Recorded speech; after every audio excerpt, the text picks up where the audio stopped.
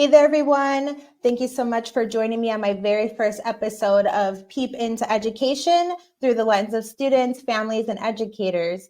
My name is Kylie Elizabeth, and I do go by the Virtuoso Educator. And I'm here today to just give you a brief explanation of myself and my experience in education, as well as touch on some of the topics that I'm going to be talking about here on Peep into Education. And so thank you again for joining me in today's session, and I'm going to just give you a little bit of background about myself. So again, I'm an educator, and I call myself virtuous or virtuoso. And by definition, that just means somebody who's very skilled and well-rounded, and also that's just kind of talented in different areas. And as somebody who, doesn't toot their own horn, but I just really appreciate when people tell me, give me feedback like, oh, you know a lot about this and that, or this content, or you're really good at this. And so I really just felt like that word really encompassed me as a professional, and in the world of education, it just really kind of resonated with me. So that's where I get that word from. And it's also related to the music world. So somebody who is a musician and very skilled and talented in that area. And I do have a background in music, which I'll touch on here briefly. So today's, again, the very first episode, and as a brand new person who's doing these types of podcasts or episodes or YouTube channels, however you want to call it, it's all streaming on multiple platforms, so we'll just list them all. But I just want to talk again about my experiences, so I'll kind of dive right into it. And a lot of people ask me, how did you get into education, and, where do you mainly focus? And for me, that has been something that has always been hard to kind of center. And I'm a person that really just is kind of all in a lot of different buckets. And I really just like to know and learn as much as I can. I call myself a continuous learner, and I always love to be educated on new topics. But prevalently, I will share like the main foundational pieces of my experience. So in middle school, I was in choir. I'm a music person. I've been singing ever since I was a child. My grandmother on my dad's side, she always used to call me Screamy Mimi, and she makes these jokes all the time about how I used to scream all the time and then sing eventually. And I just remember from a young age, I really enjoyed singing. It was something that always just made me feel good. And so in middle school, I really loved my middle school music teacher. Her name was Miss Tyler. And Miss Tyler was so nice. She connected with all of her students, and I really just looked up to her, and she really encouraged me to, not be shy and not do the things that I really liked. So from there, I was in the middle school choir and also our middle school theater groups, and especially during the summer. And I really came up with the idea that, hey, I want to be an educator when I'm older, and I want to do the same things for students in my career that she's doing for me. And so I kind of had it set in stone since middle school. I'm going to be either a middle school or a high school choir teacher. And so I moved on to high school, and I loved my high school choir. Mrs. Anborn, who was my choir teacher back in Wisconsin for high school, she was amazing, and she's still teaching to this day. I believe for over 30 years, Miss Anborn. So thank you so much for all of your dedication to all of the work that you do in the music world and with our high school students. And I just really loved every component of being in music, just learning about it, having a way to kind of release my energy in a sense, and really just being connected with the group of my peers in only what we know as a connection. And any of my music people out there, when you're in a choir and when the harmonies really hit and really well, like it just feels so good. And so just to kind of feel a sense of community in that space. And I just really loved it. And so I got recruited by the professor. His name is James Kinchin at UW Parkside, and he is the current music director there now. And he came and did a tour at my high school when I was still there, and heard me singing, and he kind of wrapped me into UW Parkside, and I went on to do my bachelor's in vocal music. And I also was going to focus in on education as well, so I could get my degree in music education. And while I was in Parkside, I loved it, did so many different things. And unfortunately, in the world of education, things happen, things change. And at the school that I was at, the college I was at, my education department at the college was suspended. The 100% reason I can't recall at this time, but it was suspended. So I was a student that was caught in the middle of either I need to graduate without the without the education degree, or just graduate with the music degree, or I could transfer to a different college and also just do music education and complete that full track there. But I also was very invested in a lot of credits already by that time that decision had been made. So I just decided to stay at Parkside and complete my degree in music without the education component. At the time, I had my daughter within my last year of college. My daughter was born. And so I had a 6-month-old when I graduated in 2012 with my degree. And I really wanted to take some time, to be a mother, and also to just kind of feel out the world of teaching. And while I was waiting to continue to work on my degree and get my teaching certificate, I ended up doing long-term subbing. And so with the long-term subbing, that's kind of where things kind of turned a little different for me. To kind of put into context a little bit, again, about myself, my grandmother on my mom's side, she had a catering business, and she did weddings and luncheons and birthday parties. And we also did every Friday, we had a Friday night fish fry. And that happened religiously ever since the age of 8, all the way until my daughter was born when I was about 23. And so I did all of those years, really from the ages of 9 to 23, that I was working with my grandmother in that business. And so I learned a lot about the food industry, about running a business, and about restaurants as a whole, and cooking and all of those fun things that's tied to the culinary arts world. And while I was kind of in that transition period and working on my full licensure, I ended up finding a long-term subbing position in Racine, Wisconsin for a culinary arts opening.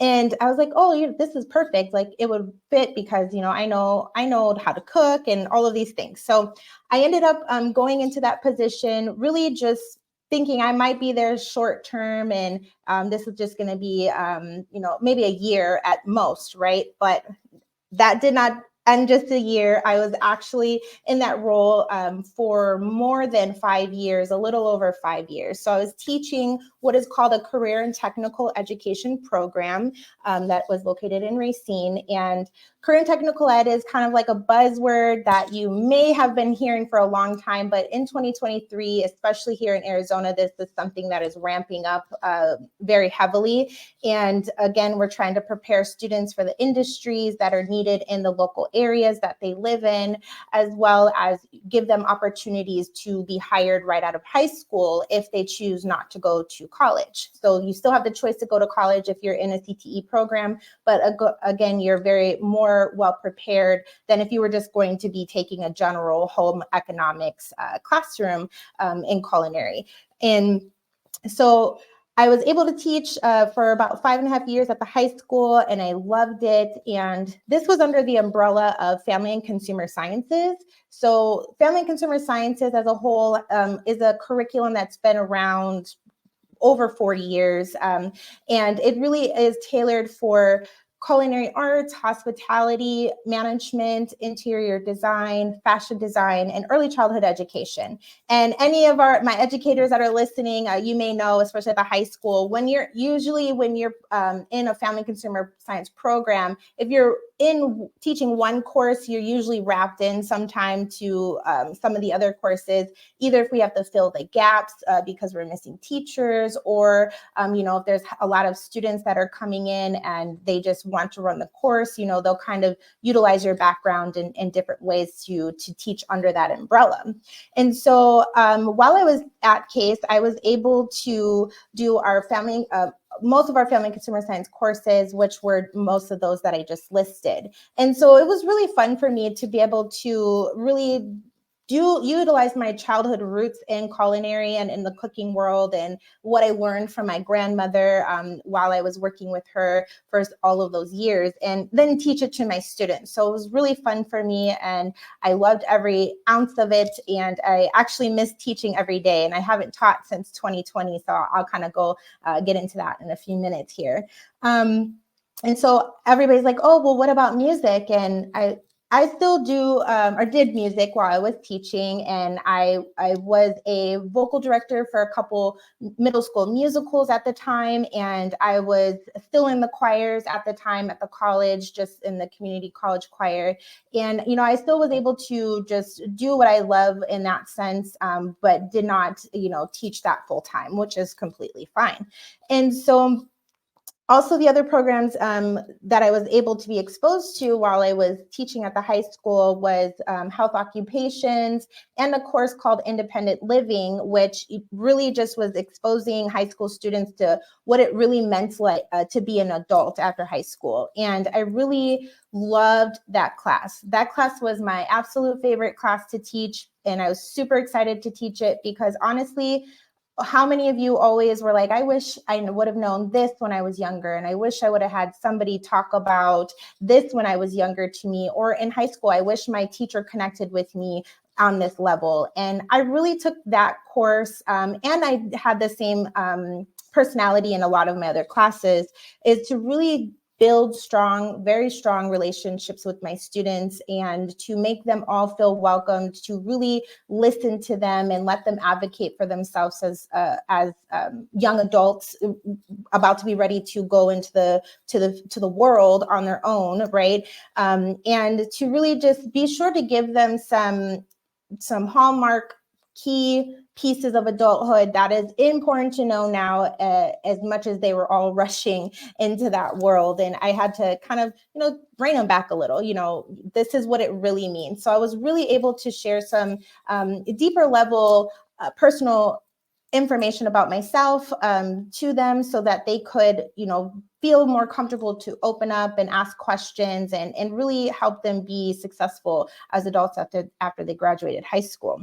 So when the pandemic came in 2020, and as that hit hard for all of us everywhere, the education world in a whole was really affected, and how we responded, and what we ended up having to lean on, obviously technology. And technology is such a huge thing, especially as we're progressing through the years. But 2023, it's very more evident that, as we know, technology isn't going anywhere. So in 2020, when the pandemic hit, I really had kind of a big eye-opening experience of how important it is to build relationships with students. And within that context, we were more holding like support groups, and making sure, I had a lot of seniors at that time, so really making sure that the students were okay, and having being able to finish out the rest of their year. And we're really still staying connected with their peers and myself. And in that transition period, it was very difficult. So I really did a lot of things to kind of, probably above and beyond what I needed to do to kind of encourage these kids to keep going through that change that we all faced early on in 2020. I ended up at the end of 2020, deciding to leave the teaching position, because I had just graduated with my master's in education. So I did receive my master's in education from Vernal College, which is an all-women's college that's in Milwaukee, Wisconsin. And I have my master's in education with a focus on curriculum and instruction and administrative leadership. So I really took on wanted to take on the role of an administrator. And I recognized living in Wisconsin for all the 30 years of my life, like I kind of want something different. I want a different environment, and I want to be able to kind of connect with new people in a way that I was not getting in the current location where I was. So I moved to Arizona in 2020, and again, that was a very big shock of change. You know, a lot of people aren't really used to an abrupt change like that in their life. And I didn't do my due diligence of research. And, you know, I quickly learned that Arizona was a little behind a lot of the states, as well as, but they also had a very high need for teachers. And I'm like, oh, awesome. Like, I could go there, I could teach, and this will be great. And, you know, all things would be great. And then eventually, if I teach or do an administrative role. So I moved here in 2020. It took me a little bit of some time to transition the careers here, because reciprocity is a big topic across the U.S. and kind of moving throughout the states. And, you know, certain degrees in one state may not translate over to another. And for me, as somebody who, as you heard earlier, I have kind of an alternative certificate in how I was able to become a licensed teacher. And I did end up getting what is called a vocational education experience license, because I had so many years in culinary arts. And so I was certified as a career and technical ed teacher in Wisconsin. And then when I moved here in Arizona, you know, some of those things kind of didn't transition. So I had to figure out a way to get into the schools and teach without having to go back to school in a sense. So after I moved in 2020 and kind of really understanding what the differences were here, I kind of dug into different avenues of finding an educational role that I felt would really encompass all of my skill sets. And I was fortunate enough to meet a small startup charter that was growing a K-8 school here in South Phoenix. And I worked with the organization for a good 2 years, and we had some blended grade level classrooms. And I was known as the education coordinator. So it was a very big overarching role of, you know, supporting the teachers, helping the enrollment with the students, helping with curriculum, and really just making sure that the program was running how it was supposed to be running, and working very closely with the families and organizing meetings and all of those fun things. So it was a very positive experience in essence of my personal growth in what it meant to be a leader and an administrator in education. And I was, again, able to really showcase a lot of what I felt was important in education, and I was able to apply it to the students that were in the classroom, as well as share my knowledge with the teachers and the owners of that organization. And I was fortunate enough to have my own children with me. So if I didn't mention earlier, I have 2 children. I'm a mother of 2. They are now 8 in 3rd grade, and then 11, almost 11, and she's in 5th grade. And so my children were with me at that time when I was in that program. And it was such an interesting experience as a mother to have my children with me in my classrooms when I was teaching the first year. And then as the administrator, you know, to kind of see their growth and kind of help them through their growth in that aspect. But it was challenging at the same time. So anybody who homeschools, I definitely kind of was in that realm. So I do, again, want to everybody to be clear that I'm catering to the whole realm of education. This isn't just public school conversations. This isn't private. This isn't homeschool. It's all education. So any topics are open for conversation. And I do have a link in my link tree for people to put in a submission to have open conversation and dialogue with me on specific topics that you're interested about. So another big component that I love to focus on in education is cultural responsiveness and the need for, you know, our communities to really kind of understand where each other comes from, and understand that our own experiences really do tailor to how we are in the academic world, also into our learning, and also into our habits and how we perceive ourselves on a day-by-day basis. And And a lot of people don't understand that children see themselves in certain light, even as a young age, even if they think that they're not mature enough to think on themselves in those ways. So as I was working through that program, I kind of realized too that I needed to tap into a bigger world of people, right? And so I was fortunate enough to move into a higher level leadership position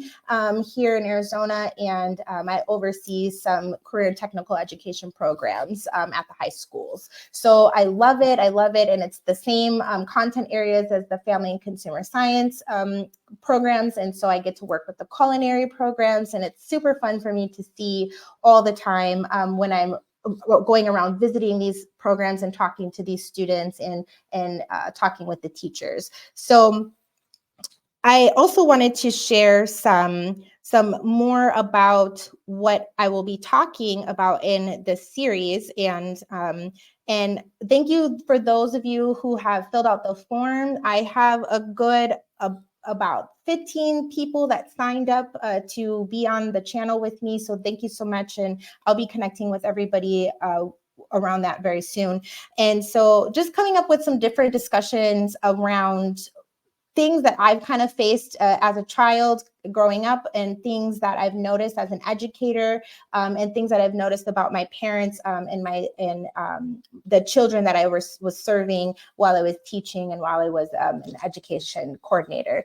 And I really just wanted to have this series so I could just have some really open and clear dialogue with our families, our parents, our students, and our educators, because we're in a weird stage right now in the world of education. And, we hear the complaints, we hear the issues on all sides. And it's not a one person is at fault for all things, right? It is a community. You'll hear me state a lot that for me, education starts at home. But it does take a village to raise a child. So I will say that all the time. I do believe in that philosophy. That is my thinking. And it is really important for us, though, to come together, even if we disagree on certain content and certain topics. It is important to, one, listen to understand, and two, to hear each other out so we can see that everybody has a different point of view. But again, it's important on how we can get to the middle and kind of resolve some of these ongoing issues that we see in education, because it is 2023. And me personally, I'm tired of talking about the same topics of concern without putting action behind it. So here in these dialogues, we're going to touch on a wealth of knowledge. And again, any topic is open for discussion. I am not one to shy away from certain things. And I also, again, want you to have a voice if you decide to come on the channel to have to share what it is that you're feeling about the educational world. So just to give you some ideas on some topics that I will be talking about. So of course, cultural responsiveness is going to be one. We had a lot of people put an interest around that field. We'll be talking about special education, COVID-19 and the impact on education, our partnerships between schools and families, and family engagement, which is a huge piece that is very personal to me from my childhood, which I'll touch on in another episode. We'll be talking about some educational resources and where you can find really important information on education, and literacy, and all the things. Advocacy, which is really important. As a parent, do you know how to advocate for your child? Do you know how to advocate for yourself as a parent? Or educators, do you know how to advocate for yourself as teachers or administrators or leaders in your role? And then we'll be talking social emotional learning, and as well as even improving, the relationships between parents and children, or teachers and students. And also our economics on education. So do we know about funding, and do we know about scholarships and tuition and all of those kind of topics? So I will again be going through very wide range of discussions. And if you have other ideas, feel free to put it in the comments, or again, sign up for a discussion with me so we can be sure to address it, because this world does not end. Education is fundamental, regardless of the platform that you're using to be educated on, or how you're deciding to educate your children. No way is the wrong way, right? So just as long as we're learning, as long as we're learning the fundamental skills to be able to be an successful adult, and part of the citizen in the community. So fundamentals in reading, fundamentals in math. And those are our primary two main sources that really, if we know those foundational items in content area while we're young, if we're older, we need to catch up, great. If we're a parent and stuck on certain things, there's always a way to learn. But knowing these foundational skills is super imperative to any and everything else that we do. So I'll just share a very quick fact that I have posted on my social media. And this is according to the NAEP standard assessment, which is located on the National Center for Education Statistics. So again, I'm a data person, and in education, I love data. I love compiling. I love studying and research, and just learning like the ins and outs of why there's so many gaps between certain demographics of students, and why, the whys. And I want to know why, and look at the research, and then kind of have those conversations on what can we do to better improve upon, one, what is already happening currently in our systems, and two, actually putting action strategies together to then kind of change the narratives in those negative aspects of education that we see all the time.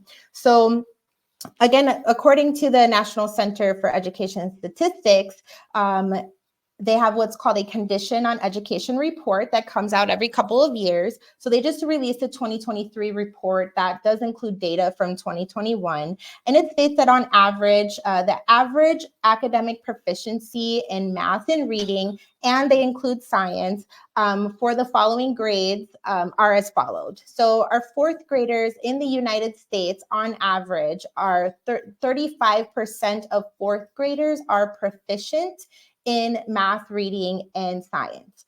Per the same study, 46% of eighth graders are proficient in these three areas. But then when they get to high school, our 12th graders, right, are those that are graduating, are only 27.6% proficient in those areas. And, it's a concern. So topics like the effects of standardized testing on student learning is going to be a really big component, because I asked the question, does the data that is collected and the form of the tests, are those really proficient ways to test the proficiency of our students, right? Does it work well? Does it really resonate well? Or are the kids just kind of doing things to get it done and over with? Or are they actually like truly trying their best? And from what I've recognized by my own children, and the children that I would proctor test for all the time, is they just don't want to do it. And then a lot will just push buttons, especially if it's something on the computer. They'll just push the buttons to kind of get it done and get it over with. And, so is it really are these tests really capturing the actual skills of our students, or are they only capturing what they're learning, or what they can demonstrate that they have learned in those couple hours of testing, but they're just not taking it serious? And this is encompassed everywhere from benchmark testing, which like NWEA is a traditional benchmark test that's here in Arizona, all the way to your ACT, SAT, college scores that you're using to get into college. So these types of conversations we're going to have. And another really big piece that I've touched on too already a little bit is understanding the effects of excessive use of technology in education, also in relation to excuse me, in relation to instant gratification. So I touched on this a little bit because on average, our children, and per a study that I found, and I'll put it in the link, is that children that between the ages of 8 to 18 are that spend on average 7.5 hours a day on entertainment alone while using screen time. So that's any form of TV, tablet, phone, whatever. And that's just entertainment. And if you add all those hours up, that's about 114 days a year that your children or our students are sitting in front of a screen just doing something fun, playing games, watching social media, or just things that are not learning. But that is not including the actual screen time that is spent on education, on educational components, especially while they're at school. So we do know that post-COVID, and as technology advances, and as local supports come together, federal supports, to be sure that people have phones and internets in their home if they're in a poverty area in their life and they can't afford certain things. It's prevalent. There's ways for people to have technology, so it's just going to be more involved in our day-to-day. And as you know, we're sitting here on a computer, and I'm sitting here with my phone in my hand. It's a part of our lives now. So I touch on that to really highlight the importance of being mindful of how we utilize technology, especially in the world of education, and how we keep our kids engaged, and also keep their sensory motor and their physical, tactile skills in motion. Because if they're used to just typing or swiping, they're losing handwriting skills. They're not wanting to exercise and work out because they're just sedentary and used to being behind a screen all day. And so we just really kind of want to address these things, because we need to be mindful that too much of this is relating to, and there's data on this, that is relating to behavioral disorders in our children. My son is autistic, and he does struggle in school already, and excessive use of screen time, I do feel as a parent, does play a lot into that. And so I really, again, wanted to just touch base on that and be sure that we're kind of thinking about these things, and we're very cognizant of what is ahead of us. We are all very much stuck in the kind of here and now and what is happening now in our world, and we don't really think about what we're doing with our children or with our students, and sometimes what will our world look like in the future if we can't even get our kids to a basic academic level. And studies show that on average in the United States, the average adult has a 6th grade reading level, which is great. There's nothing, and I'm never meaning no harm or shade to any or anybody if you feel that you're not academically inclined, which is okay. But the point to be is that we have to do better and give better effort to ourselves and to our children and to our students, and really make sure that we are academically pushing our kids in a way that makes sense, but also in a way that is natural for them. So I'll touch on some Montessori styles, and I'll touch on student-led academics and learning and all of those fun things. So again, that's kind of a little bit about myself and what we're going to be talking about. I don't want to get too long-winded here because I could keep going, but for sure, please follow me on the Virtuoso Educator on social media and on my YouTube page. And I will be releasing my very first episode, which is on relationship building on December 12th. That'll be posted online. And I'm bringing on one of my a self-proclaimed favorite students. His name is Greg. Greg and I have a very strong relationship, and he was known as the hall walker in school. And, I really just made sure I kind of wrapped my arms around him and got him where he needed to go as best as I could, as I was one of his teachers in high school. And I really want to shed a light on, again, why relationship building is so important in the work that we do as educators, and even between ourselves and our children, why it is very important to remain cognizant of how they're doing, regardless of what educational setting you are with. So thank you guys so much for joining me. Again, my name is Kylie Elizabeth, and I am known as the Virtuoso Educator. And I look forward to having you guys on me in some future episodes. So be sure to tap in and make sure you're listening, and I'll talk soon.